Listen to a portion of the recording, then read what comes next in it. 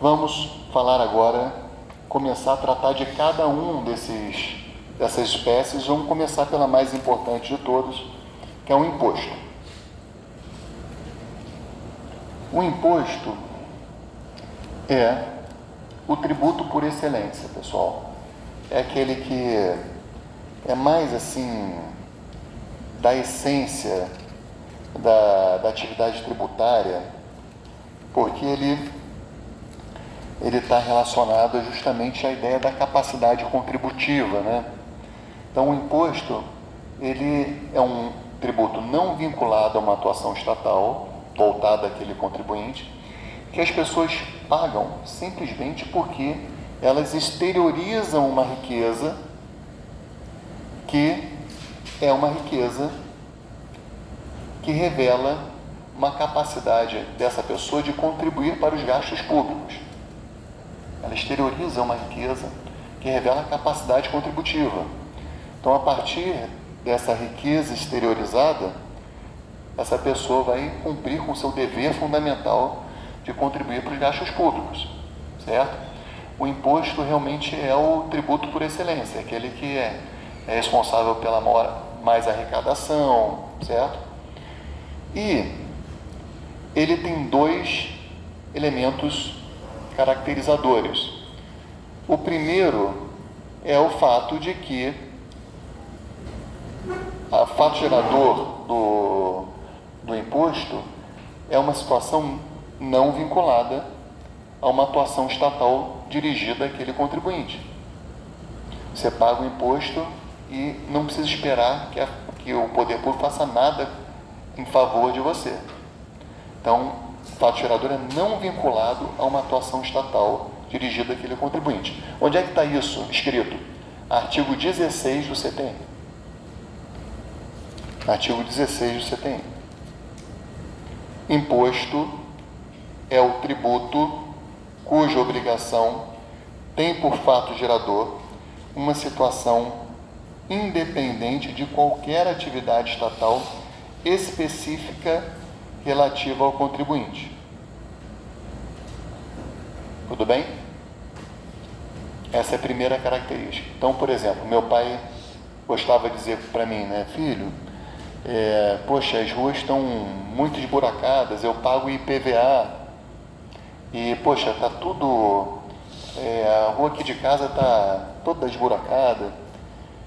Mas é o seguinte, pessoal, o imposto, né, ele não é vinculado a uma atuação estatal voltada àquele contribuinte. Então, quando ele pagava o IPVA simplesmente porque ele revelava a capacidade contributiva. Ele tinha um carro que exteriorizava a riqueza. Então, não havia obrigatoriedade de ter essa contraprestação. O imposto é um tributo que não é contraprestacional, diferente da taxa da contribuição de melhoria. Você imagina uma atuação estatal a favor do contribuinte. Ele não é contraprestacional. Tudo bem? E a segunda característica que tem relação com essa é o fato de que o imposto tem a sua arrecadação desafetada como regra. Tudo bem? Então, a arrecadação fica livre, é desafetada, um órgão, despesa, fundo, né, é desafetada para que a Fazenda Pública possa utilizar desse recurso como bem entender. Essa é a regra geral, tem um montão de exceção. E a gente vai tratar das exceções agora, tudo bem?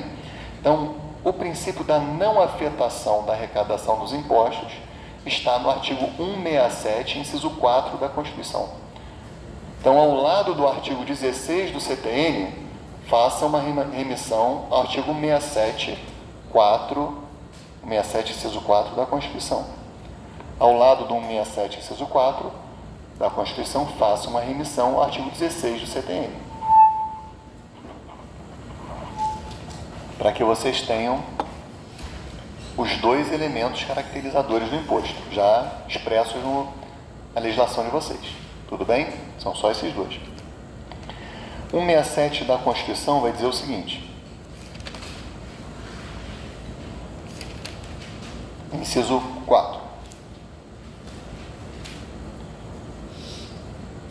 o caput diz: são vedados, inciso 4, a vinculação de receita de impostos a órgão, fundo ou despesa. Esse é o princípio, tá? A gente vai ler a continuidade daqui a pouquinho. É vedado a vinculação de receita de impostos a órgão, fundo ou despesa. Então, por exemplo, inconstitucional uma lei que diga assim, 2% do IPTU arrecadado pelo município de Niterói irá para o Parque Municipal de Camboinhas. Não pode afetar a arrecadação de impostos. O gestor tem que ter liberdade de ter algum tipo de recurso para poder gastar conforme as suas escolhas trágicas. Tá legal? Ele não pode ser o tempo todo limitado pelo legislador. O administrador tem que ter o recurso aí com alguma liberdade. Tudo bem que tem a lei orçamentária, mas quem propõe a lei orçamentária é o executivo. Então ele tem que ter alguma liberdade de atuação. Por isso a arrecadação dos impostos, em regra, fica livre. Mas tem várias exceções.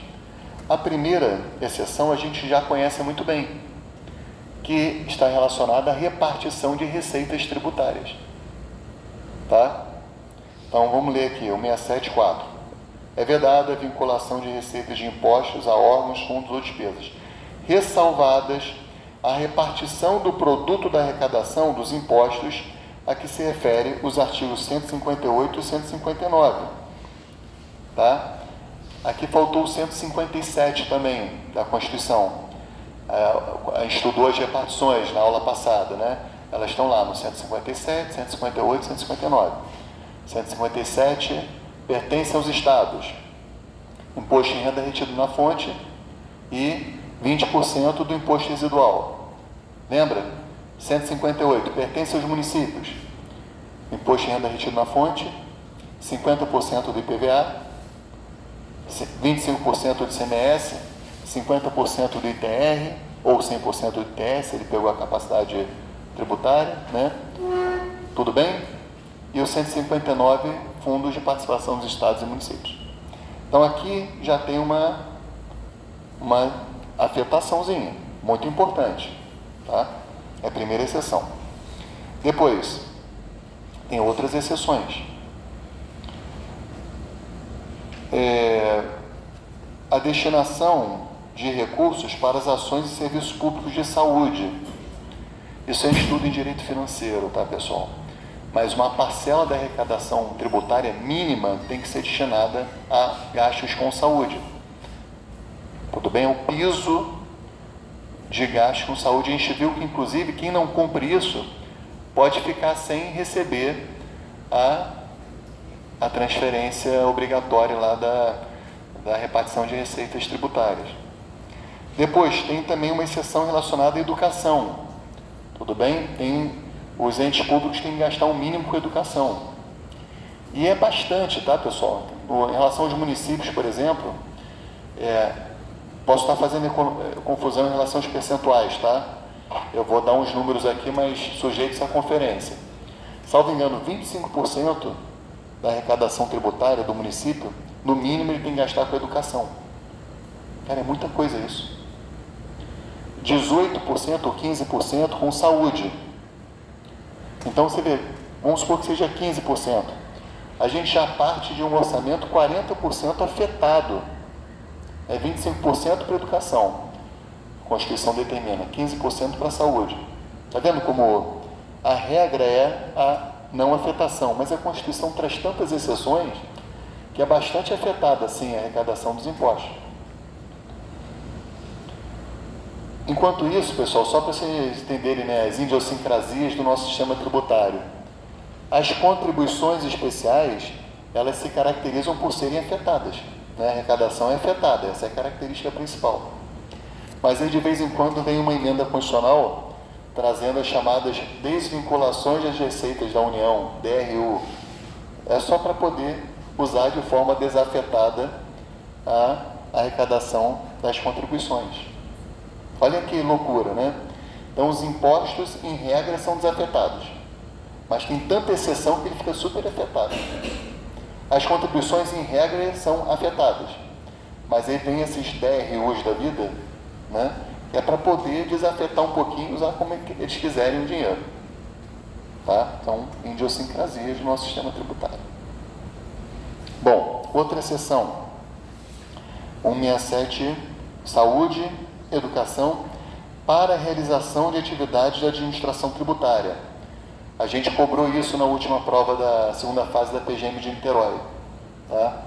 Era uma lei que gerava afetação da arrecadação de impostos para a administração tributária. E aí a gente queria que o aluno dissesse que era possível, tinha essa previsão, tá? Então, claro que a questão era mais complicada que isso, que era a União afetando receitas de município. Aí não podia porque era a União, mas na essência havia essa previsão para o próprio município afetar. Se o município quiser afetar 1% da arrecadação do IPTU para estruturar melhor a administração tributária, ele pode. E por que pode, pessoal? Por que é tão importante isso? Porque a administração tributária é a galinha dos ovos de ouro.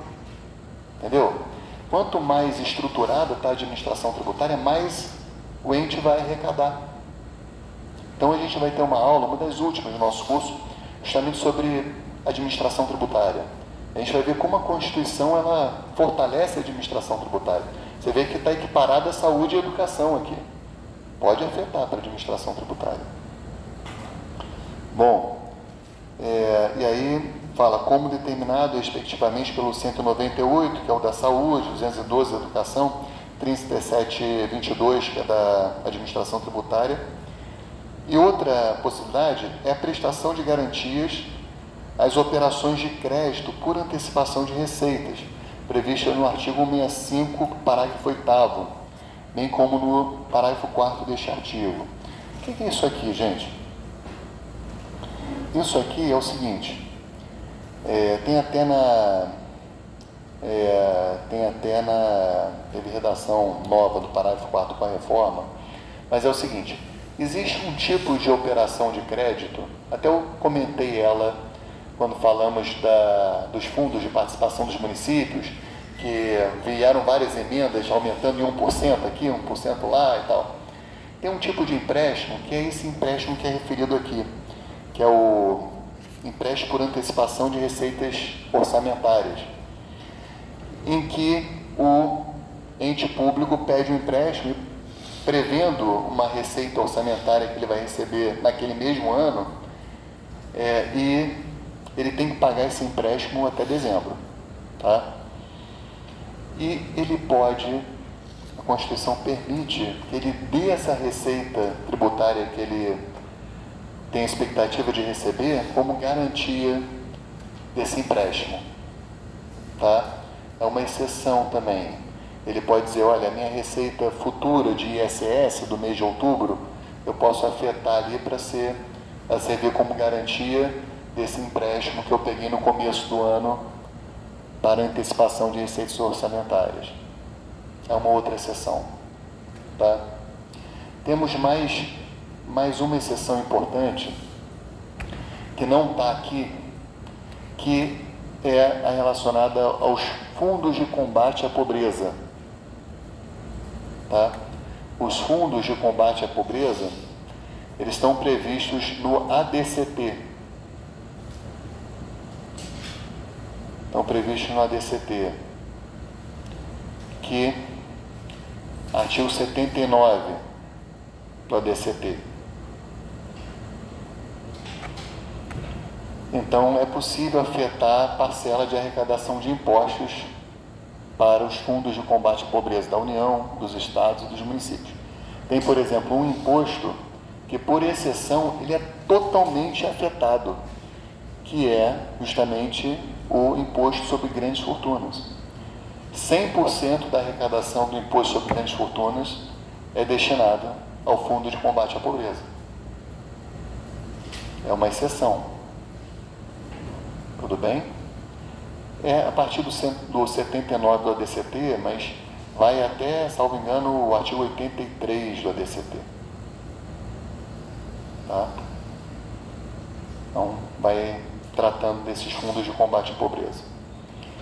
Existe também, pessoal, uma última exceção, muito relacionada àquela da antecipação de receitas orçamentárias, que serve para outros tipos de empréstimos, sem ser a ARO, que é a antecipação de receitas orçamentárias. Que é o seguinte, imagina, isso eu vi acontecer lá no município, tá? Fiz reunião com o Banco Mundial para tratar dos empréstimos. Normalmente, esses empréstimos com o Banco Mundial, com a FMI, são empréstimos com juros muito bons.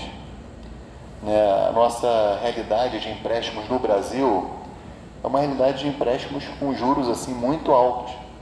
Então, quando o pessoal fala, pegou um empréstimo FMI, sabe que isso, o problema todo desses empréstimos é eles estarem atrelados à moeda estrangeira. Então, tem o risco cambial, né? Então, uma das coisas que eu acho que, na minha opinião, eu não sou economista, mas foi uma grande, assim, uma coisa interessante que o Lula fez no primeiro mandato dele, foi justamente a substituição da dívida externa pela dívida interna. A ideia foi não correr os riscos cambiais. Por exemplo, hoje o dólar está muito alto. Então, nossa dívida externa, atrelada a dólar, está muito alta, né? Quando você tem dívida interna em moeda nacional, mitiga um pouco esse risco. Mas, às vezes, pegar empréstimo dentro do Brasil é caríssimo. Então, por exemplo, teve um empréstimo que eu ajudei tive reunião lá com o Banco Mundial e tudo, era para justamente pegar um empréstimo com o FMI, era com o Banco Mundial, para quitação de um empréstimo nacional, com juros mais altos. Então, a ideia era trocar uma dívida por outra com juros menores, uma reestruturação de dívida. E, por exemplo, não lembro os dados, tá? Mas, sei lá, vamos supor que fosse 5 bilhões de reais. Esses organismos internacionais, vamos botar que é o Banco Mundial, ele vai pedir uma garantia para os municípios. Vem cá, o que você me garante aí que vai pagar a dívida? Você vai me dar o quê se eu não pagar? E os municípios, às vezes, não têm um bem ou algo que possa oferecer em garantia. Então, o que os municípios fazem? Os municípios, eles pedem socorro para a União. Dizem assim, União, você pode ser minha fiadora? Certo? E a União normalmente aceita. Então ela vai e diz para o Banco Mundial, se o município do Rio não pagar, eu pago, eu sou fiadora dele. Tá? Mas a União vai fazer isso de graça, pessoal? Não. A União vai pedir para que os municípios ofereçam uma contragarantia, que é normalmente relacionada à afetação de arrecadação tributária. Tá? Diz assim, tudo bem, eu vou ser sua fiadora, mas se você não pagar e ele vier em cima de mim, eu quero poder pegar 3% do teu IPTU todo ano. Isso a Constituição permite. Tá? Está no parágrafo 4º do artigo 167. É permitida a vinculação das receitas, já que se referem os artigos 155, que são os tributos estaduais, impostos estaduais, 156, impostos municipais, 156A, IBS, 157 e 158, que é aquele da repartição das receitas tributárias, né? Para pagamento de débito com a União e para prestar-lhe garantia ou contra-garantia. Beleza? É mais uma exceção. É muita exceção, né, pessoal? Mas a regra geral é a não afetação. Ok? Regra geral, não afetação da arrecadação dos impostos. Mas tem todas essas exceções aí. Então, vamos recapitular as exceções? Primeira, repartição constitucional de receitas tributárias. Segunda, não sei se eu falei saúde, né? Eu acho que falei saúde na frente. Terceira, educação. Quarta, essa garantia das antecipações de receita orçamentária, que está lá próprio 167, inciso 4. Quinta, bom, vou botar fora de ordem, tá, pessoal, aqui, porque minha anotação está fora de ordem. A questão dessa que eu acabei de falar, de contra-garantia, tem uma sexta aí que é a administração tributária, afetação para a administração tributária, e a última da minha anotação aqui foi para fundos de combate e erradicação da pobreza. Tá legal? São essas aí. São 7, né? No total. Tem 7 aí anotadas? 7? Né?